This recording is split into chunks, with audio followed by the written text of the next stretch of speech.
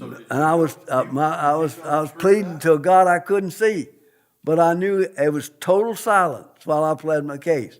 I was telling him I reminded him of all my good works. I told him about all the things that I'd done, all the things that's what I was basing on my good work. I told him about all of that. And when he was never said a word till I finished. When I finished, then he answered me in a voice that sounded like thunder. Wasn't anything like the voice that Satan had used on him. He says, he started, I'm going to try to quote verbatim exactly what he says. Your faith is dead. Your works are in vain.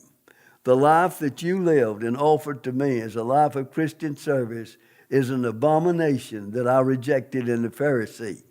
What made you think I would accept it from a Laodicean type Christian? In fact, untold millions are living the same kind of life that you lived, and they stand in danger of my everlasting wrath. Unquote, the living God.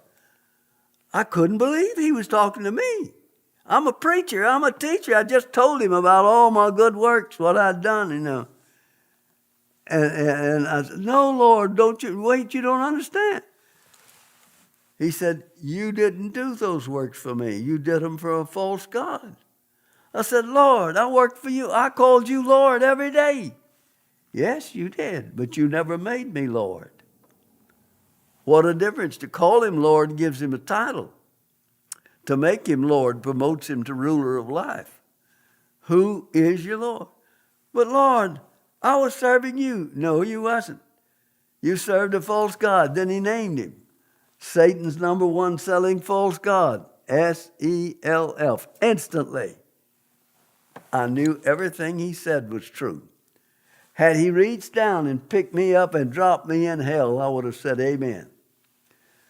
But I couldn't move. I'm laying on my face, in the spirit. I couldn't move. They came, and angels came and took me away. They took me out and let me regain my composure and brought me back and let me plead the second time. Second time, I never opened my mouth. Then he began to talk to me in a compassionate tone. As he said to me, suddenly I realized, this is my Father, and I heard him. He was hurting for me. The God that created all of this was hurting for me. The smallest, insignificant piece of flesh that he had, he was hurting for me. Nothing mattered now. I didn't ask him for my life. I didn't ask him for anything else. But when this life meant nothing, he gave it back.